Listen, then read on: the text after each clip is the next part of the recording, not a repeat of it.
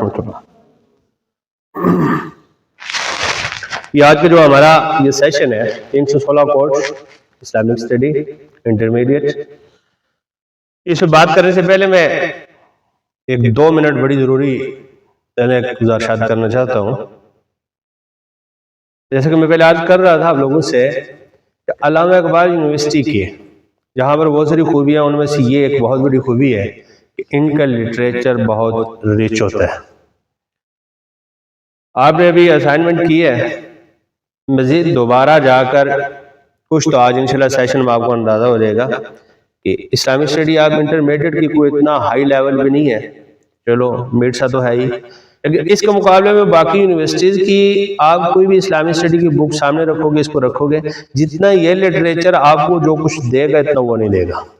Rich literature का मतलब है कि बहुत सारी जामियत होती है इनके, और जितने भी लोग हैं, ये पहले एक ऐसी यूनिवर्सिटी है कि इसकी जितना भी लिटरेचर आप देखेंगे उसी यूनिवर्सिटी के अंदर जितने भी लोग हैं वो खुद कंपाइल करते हैं, खुद लिखते हैं, खुद तदवीन करते हैं इसकी।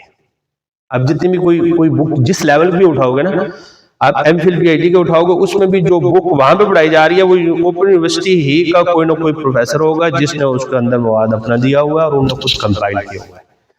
जबकि बाकी हमारे अभी बात चीजें तो मैं कह देता हूँ गवर्नमेंट स्टूडेंट होने की वजह से बाद नुकसान भी देती हैं।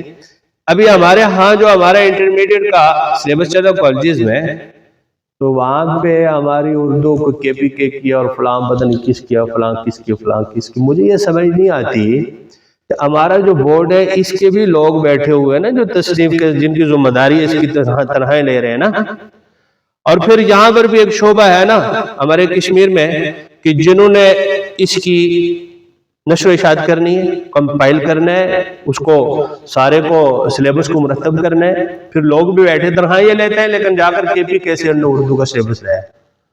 केपी के जा हमारा मशहूर नहीं है कि पठानों को उर्दू नहीं आती, ये अजूबा है कि नहीं, कहते थे ना 7 अजूबे, 8वां अजूबा है कि नहीं, है ना। तो बहरहाल ये बड़ा रिच लिटरेचर होता है इनका। तो अब चूंकि वक्त बड़ा शॉर्ट है, पूरी हमने 10 यूनिट्स हैं उन पर बात करनी है, तो मैंने कल पहले दफा मुझे इत्तेफाक हुआ है आपकी बुक देखने का, 8-10 मिनट मैंने देखी है, और इसमें जो चीजें मुझे सामने नजर आई हैं वो यहाँ पे 3 चीजें इन्होंने बुनियादी तौर पे जिक्र की हुई है। आप 316 कोड है, मुझे आप लोगों की तवज्जो चाहिए होगी। मैं इसको इबादत समझ के पढ़ाने आया हूँ, आपने इबादत समझ के पढ़ना है, क्योंकि इसमें बहुत बुनियादी चीजें हमारी। अगर आज भी हम ना समझ सके ना, जिंदगी में कभी भी समझ नहीं सकोगे।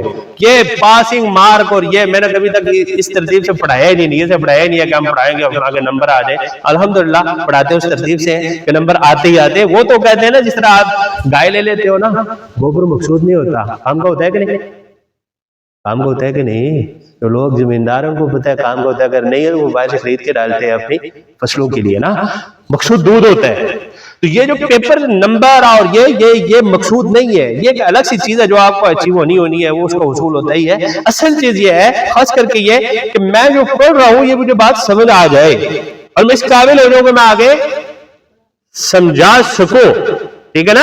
आप जिस लेवल के, और खास करके हमारी इस्लामिक स्टडी है और इसमें उन्होंने वो बुनियादी चीजें दी है जो हमारे एक मुसलमान और मोमिन होने के लिए बुनियादी है, और उन्हीं की तकमील हमारे ईमान की तकमील होती है। और आज तक जो जितना भी हमारे यूनिवर्सिटीज और कॉलेज में हम जो इन चीजों पे क्या करते हैं, आज तक यही बात चली आई है। तो इस्लामिक स्टडी है, देखो ना जी, ये तो सारे पढ़ाई गिनने ना जी, ये बड़ी आसान है। मैं कहता हूँ आईने को बंदा उस लेवल में आगे पढ़ाई में देखता हूँ कि कैसे आसान है। आज तक जो ये कहते रहे यही वजह है कि हमारे बच्चों को ला इलाहा इल्लल्लाह मुहम्मद रसूलुल्लाह सही पढ़ना नहीं आता, उसका तर्जुमा मफ़हूम नहीं आता। तो वो वही बात है कि ये आसान है, आसानी समझते रहे। हमारा दीन, हमारा इस्लाम हमसे चला गया, हमारी आने वाली नस्लें अल्लाह ना करे अगर ये सूरत हाल कहां से कहां पहुंच जाएगी। तो आपने इसमें गलती आज नहीं करनी। इसमें बुनियादी तौर पर क्या चीजें हैं, प्रिंसिपल्स ऑफ इस्लाम, एक एलिमेंट ऑफ इस्लाम, तो और चंद एक मुंतखब से टॉपिक इन्हीं के रेलिवेंट है। बल्कि आप इनको खोल के अगर बयान करता हूं तो उसूल दीन है, अरकान इस्लाम है, और फिर पैगंबर सल्लल्लाहु अलैहि वसल्लम उनकी जात है, उन पे थोड़ी बात करनी है, और फिर वो जो हमें तालीमात देंगे 2 सूरतें हैं, قرآن پاک تھا یا احادیث تھی، ان کے بارے میں تھوڑا پڑھنا ہے، اور آخر میں جا کر کچھ منتخب ٹاپک ہے میرے خیال میں خواتین کا اسلام میں مقام ایک ہے، اور بڑا امپورٹنٹ ہے، اور بہت امپورٹنٹ ہے، بہت امپورٹنٹ ہے۔ میں وہ سوچ رہا تھا کہ باقی کوئی ٹاپک اتنے نہیں رکھے گے، سلیکٹیو سے ایک درمیان میں لا کے رکھا ہے، اور اس پہ میں جب بات کروں گا انشاءاللہ آپ کو بات سمجھ آئے گی کہ یہ اس وقت یہاں پر کیوں رکھا گیا، اس کی ضرورت کتنی تھی۔ تو عورت کا اسلام میں مقام یہ آپ کے اس پورے 316 کوڈ میں اصول دین کے حوالے سے انہی کو بنیادی عقائد جو آپ نے دیکھا نا، پہلے یونٹ صاحب کے 2 ہیں، بنیادی عقائد لکھا ہوا ہے، بنیادی عقائد اور بنیادی عقائد، یہی اصول دین ہے۔ بنیادی طور پر یہ 3 چیزیں ہیں، توحید ہے، رسالت ہے، قیامت ہے۔ اہل سنت والجماعت کے نزدیک اصول دین کتنے ہیں؟ 3 ہیں، توحید ہے، رسالت اور قیامت، انہی کو بنیادی عقائد بھی کہتے ہیں۔ پھر انہی کے ساتھ کچھ متعلقات اور عقائد ہوتے ہیں، ان کی تفصیل اگر آپ جاتے ہو تو آپ لے لو ایمان مفصل، آمنت باللہ وملائکتہ وکتبہ ورسلہ والقدر خیرہ وشرہ من اللہ تعالی والبعث بعد الموت، یہ 5 چیزیں اس میں بیان ہوئی ہیں۔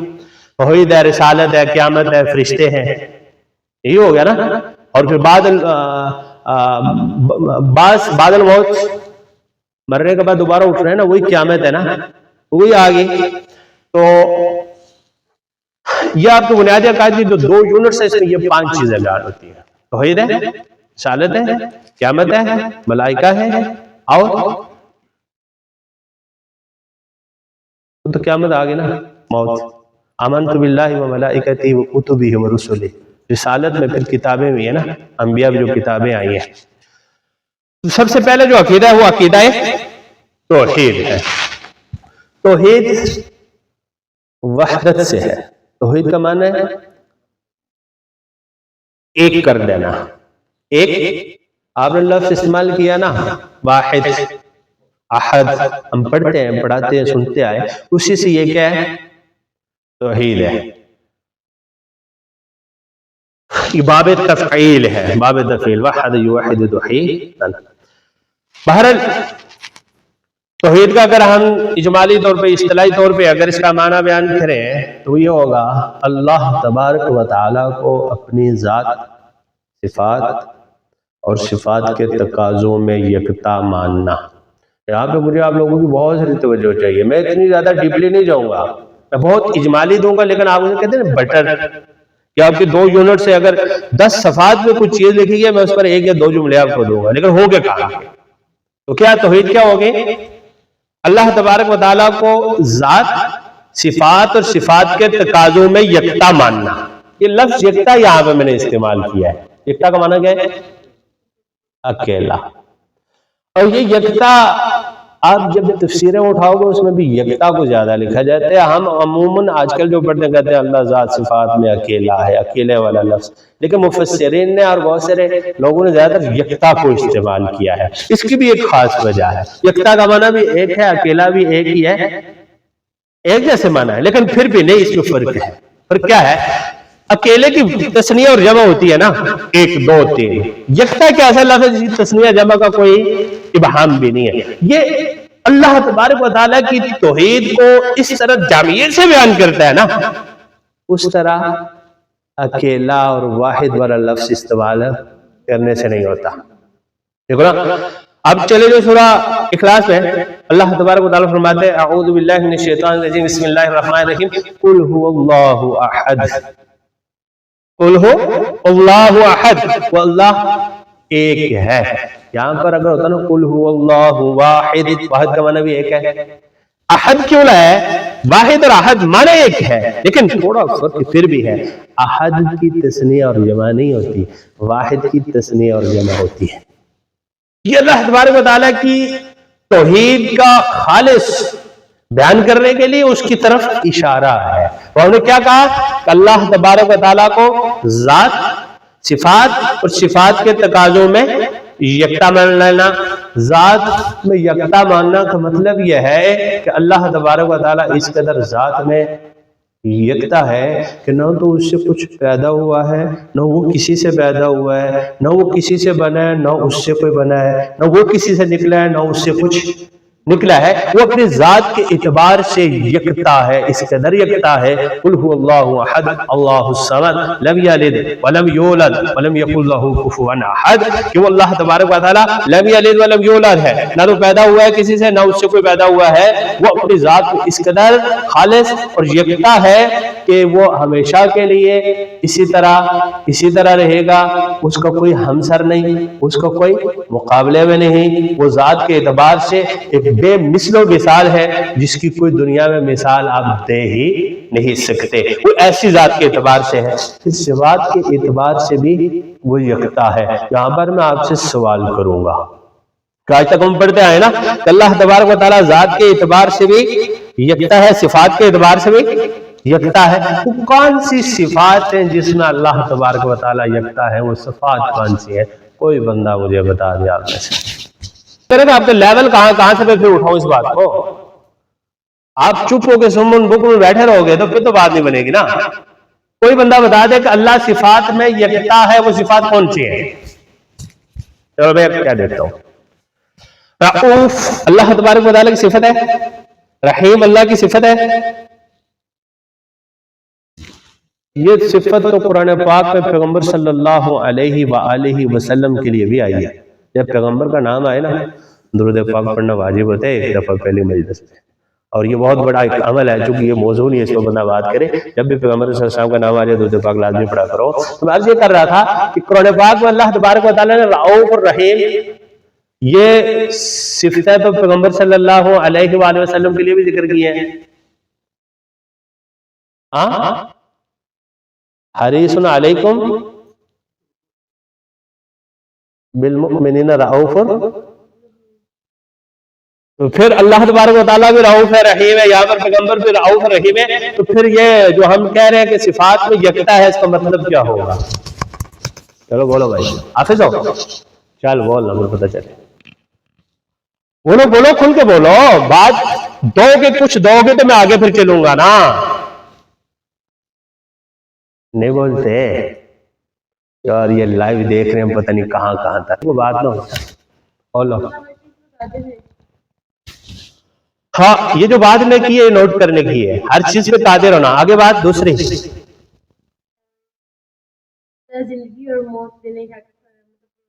وہ تو میڈم اسی میں قادر، اسی میں آ گیا، قدرت میں آ گیا کہ وہ قادر ہے۔ آگے بات کریں،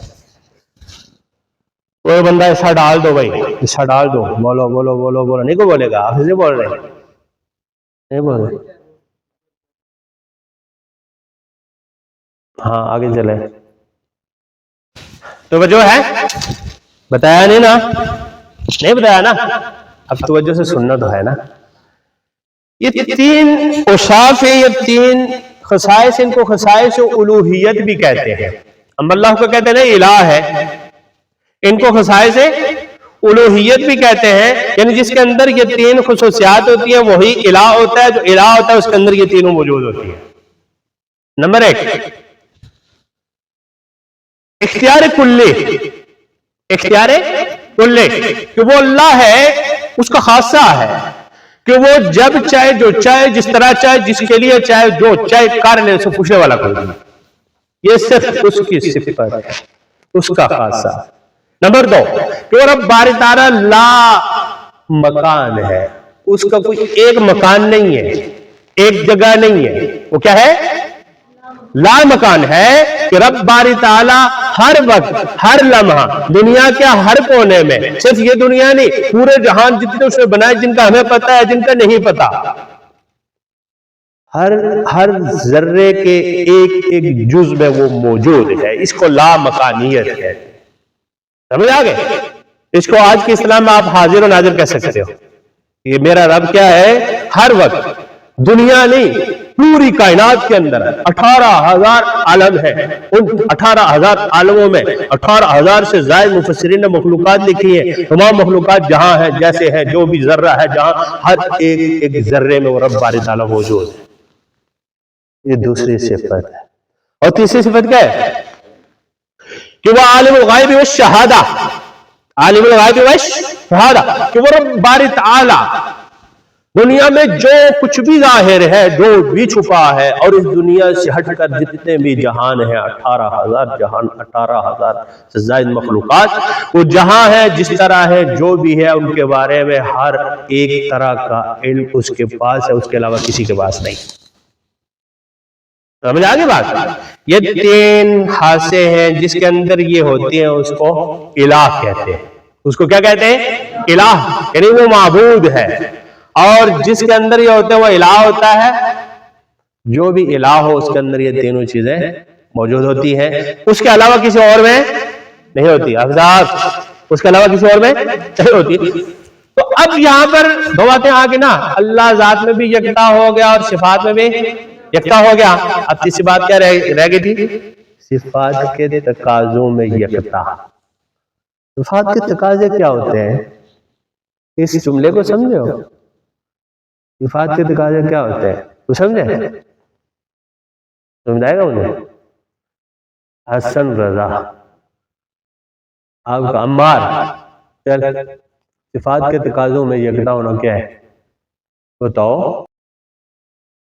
صفات کے تقاضوں میں، اس جملے کو ذرا سمجھو گے توجہ ہوگی؟ توجہ ہے آپ لوگوں کی؟ جاؤں اس چیز کی طرف۔ جو اختیار کلی رکھتا ہے، جب چاہے جو چاہے جس طرح کر لے، اسے پوچھنے والا کوئی نہیں۔ وہ پوری کائنات کے اندر جتنے خزانے اور سب خزانوں کا مالک بھی ہے۔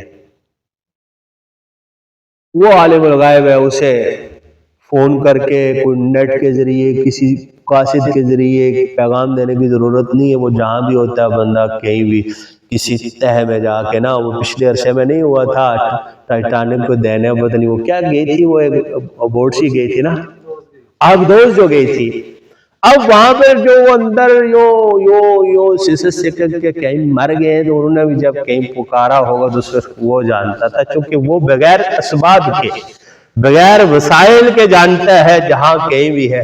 ایک کہتے ہیں نا، کالی چمٹی ہو نا، کالے پہاڑ میں کالی رات ہو، اس کی کہیں تہ میں ہو، اس کے دل میں اٹھنے والی بات کو بھی وہ جانتا ہے۔ وہ ایسا عالم الغیب ہے۔ اختیار کلی میں ہو گیا، عالم الغیب بھی ہے، وہ ہر وقت ہر جگہ پہ موجود بھی ہوتا ہے۔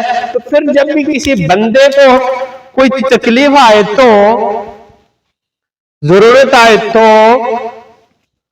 کس کی طرف جائے گا؟ ان اوصاف والوں کے پاس جائے گا، اس صفت والے کے پاس جائے گا۔ یہ صفت کا تقاضا ہے، ان کا تقاضا ہے کہ جب پکارو تو مجھے پکارو، سجدہ کرو تو مجھے کرو، نظر و نیاز ہے تو مجھے دو۔ چونکہ یہ تمام شکلیں اور صورتیں ہیں کس کی؟ عبادت کی۔ جب یہ تین اوصاف آ جاتے ہیں نا، تو صفات کا تقاضا یہ ہوتا ہے کہ عبادت ان 3 اوصاف والے کی جاتی ہے۔ عبادت ان 3 اوصاف والے کی جاتی ہے۔ اب ان 3 اوصاف والے کی عبادت کی جاتی ہے، اس کی شکلیں کیا ہیں؟ سجدہ ہے، سجدہ عبادت ہے، اللہ کے علاوہ کسی اور کو سجدہ نہیں ہونا، یہ ان کی صفات کا تقاضا ہے۔ الدعاء مخ العبادہ، او کما قال علیہ السلام، دعا عبادت کا مغز ہے۔ پیغمبر علیہ السلام کی روایت اس کا مفہوم ہے۔ الدعاء هو العبادہ، یہ روایت اخرى، دوسری روایت ہے، دعا ہی عبادت ہے۔ تو جب دعا ہوگی یہ عبادت ہے، عبادت کا مغز ہے، تو یہ دعا بھی کس سے ہوگی؟ ان اوصاف والوں سے، یہ صفات کا تقاضا۔ جب ہم کہیں قربانی دیں گے تو کس کے لیے ہوگی؟ ان صفات کا تقاضا ہے کہ اس کے لیے ہوگی جس کے اندر یہ 3 خاصے پائے جاتے ہیں۔ جب ہم کوئی نیاز دیں گے تو کس کے لیے ہوگی؟ جس کے اندر یہ 3 صفات پائی جاتی ہیں۔ سمجھ آگے بات؟ اگر بات سمجھے ہو، ذات میں یکتا ہے، صفات میں یکتا ہے، صفات کے تقاضوں میں یکتا ہے۔ اب اس میں بعض دفعہ بعض لوگ بات نہیں سمجھتے، تو پھر اس کو ایک دوسرے اینگل کی طرف لے کے جاتے ہیں۔ اس کو میں آگے کافی ٹچ دے دیتا ہوں، چونکہ آگے بہت ساری چیزیں جو ہم نے بیان کرنی ہے، تو اتنا وقت نہیں ہوتا۔ اب اس میں یہ ہوتا ہے، بعض لوگ اس میں غلطی کر جاتے ہیں اور بعض ہمیشہ اس غلطی میں رہتے ہیں۔ آج آپ نے اصلاح کر لینی ہے اور آپ نے یہ بات سمجھ لینی اور آگے تک پہنچانی ہے۔ نظر نیاز کی جب ہم نے بات کی ہے، کسی بزرگ کے لیے، ولی کے لیے، اصحاب اہل بیت، ائمہ مجتہدین، علماء کرام، اسلاف، اولیاء رحمہم اللہ تعالی، انبیاء علیہ السلام، رسول، پیغمبر، اولو العزم پیغمبر، ان نظر و نیاز کر کے ان کو اصال کیا جاتا ہے۔ یہ اہل سنت والجماعت کا متفقہ عقیدہ ہے، ٹھیک ہے نا؟ کہ آپ ایک بکرا ذبح کر رہے ہو نا، وہ ہوگا اللہ کے نام پر۔ اب اسحال جس کو چوک کر سکتے ہو، یا ربا میں نے یہ تیرے نام پہ خون بہایا ہے، یا ربا اس کو قبول فرما، اس کو میں اسحال کرتا ہوں، اس کا ثواب فلاں نبی، فلاں پیغمبر، فلاں اولیاء، فلاں اہل بیت، فلاں صحابہ کرام، فلاں اولیاء، علماء، ائمہ مجتہدین، تمام کے لیے آپ اسحال کر سکتے ہو۔ سمجھ آگے بات کے نہیں؟ کسی بزرگ کے نام پر یہ نہیں ہوتی۔ بعض جگہوں پر بعض لوگ اس کو تنقیدی طور پر لیتے ہیں، دیکھو جی فلاں کر کے فلاں کر کے، کوئی بندہ بھی اللہ کے علاوہ کسی کے نام پر یوں نظر و نیاز نہیں دیتا۔ اگر کوئی دیتا ہے تو یہ شرک ہے۔ حافظ صاحب، کوئی بھی اللہ کے علاوہ کسی اور کے نام پر نہیں دیتا۔ اگر کوئی دے رہا ہے وہ شرک کرتا ہے، ہم اس کے ذمہ دار نہیں ہیں۔ اہل سنت والجماعت کے نزدیک بہرحال کیا کیا کہ اللہ ہی نظر و نیاز فقط اسی کے لیے ہے، اس کے علاوہ کسی اور کے لیے نہیں۔ کیوں کہ نظر و نیاز عبادت ہے، دعا عبادت ہے، سجدہ عبادت ہے، اور جب یہ ساری چیزیں عبادت ہیں تو یہ فقط اس کے لیے ہوں گے جس کے اندر وہ خاصے پائے جاتے ہیں جو صفات کا تقاضا کرتے ہیں۔ بات سمجھ آ گئی ہے سب کو؟ سمجھ جائے نا کہ اللہ تبارک و تعالیٰ قادر ہے تمام اچھی صفات پر ہی، بس اتنی وعدہ آ جائے تو کافی نہیں ہے۔ آپ ایک اور نیا پنگا نگاہ رہے ہو تاکہ سارے الجھ جائیں۔ یہ دور ہی بڑے فتنوں کا ہے، پھر ہماری یہ پوری نسل اس پر سوشل میڈیا پہ بے شمار فتنے بیٹھے ہوئے ہیں جو اس طرح کے فتنے اٹھا کے ہمارے عقائد کو خراب کر رہے ہیں۔ اور آپ لوگوں نے کیا کرنا ہے، ان چیزوں کو یہ نہ کیا کرو کہ مولویوں کا کام، مولویوں کا نہیں، ہر ایک مسلمان مومن ہونا ہر ایک کی ذمہ داری ہے۔ سمجھ آگے کہ نہیں؟ آپ لوگوں نے یہ عقائد سمجھنے ہیں، سیکھنے ہیں، اور پھر عقائد سمجھ سیکھ کے ہم نے کیا کرنا ہے، سوشل میڈیا ہو، الیکٹرانک میڈیا ہو، پرنٹ میڈیا ہو، جہاں کہیں بھی ہر میدان میں اتر کر ہم نے کیا کرنا ہے، اس کا جواب دینا ہے۔ اہل سنت والجماعت ہی سب سے بڑا طبقہ ہے پوری دنیا میں، مسلمانوں میں، جو مصدقہ اور مسلمہ ہے، اور یہ اہل سنت والجماعت کے عقائد اور مسائل یہی ہمارے لیے کافی ہیں۔ اور ہمارے ہاں جو برصغیر میں ہم احناف ہیں، اہل سنت والجماعت احناف یہی حق پر سمجھے جاتے ہیں۔ اور باقی تین ائمہ، جو کہ بات جملہ موضوع کے طور پہ آ گئی ہے، باقی تین ائمہ امام شافعی، امام مالک اور امام احمد بن حنبل رحمۃ اللہ تعالی علیہ، وہ بھی اہل سنت والجماعت ہیں۔ ان کی فقہ اسکول آف تھاٹ تھوڑا الگ ہے، لیکن اس پہ بھی آپ اسے غلط نہیں کہہ سکتے، کیونکہ ہم امام ابو حنیفہ رحمۃ اللہ تعالی علیہ ہی کو فالو کرتے ہیں، ان کی تقلید کرتے ہیں، تو یہ ہمارے لیے کیا ہے، یہی ہے۔ اب یہ چونکہ ایک الگ موضوع ہے، آگے دیکھتے ہیں کہ کہیں چلتے کسی یونٹ نے کہیں گنجائش دی کہ میرے اندر اس بات کو آپ ڈسکس کر لو تو ہم ضرور اس کو کریں گے۔ باہر یہ کیا ہے، اہل سنت والجماعت کے عقائد، نظریات اور عام کیا ہیں، حنفی ہیں، اور ہمارے جو عقائد اور نظریات اور مسائل ہیں، اس میں جہاں کہیں بھی سوشل میڈیا ہو، الیکٹرانک ہو، پرنٹ ہو، جو بھی ہو، جس جگہ پر بھی جب کوئی بات، کوئی فتنہ آئے گا، بات کرے گا، ہم اس کا جواب انشاءاللہ دیں گے دو گے نا انشاءاللہ۔ تو یہ کیا ہے، شارٹ سے ہم نے کیا کر لیا، رب باری تعالیٰ صفات میں بھی ذات میں یکتا ہے، صفات میں، صفات کے تقاضوں میں بھی یکتا ہے۔ یہ بات سمجھ آ گئی؟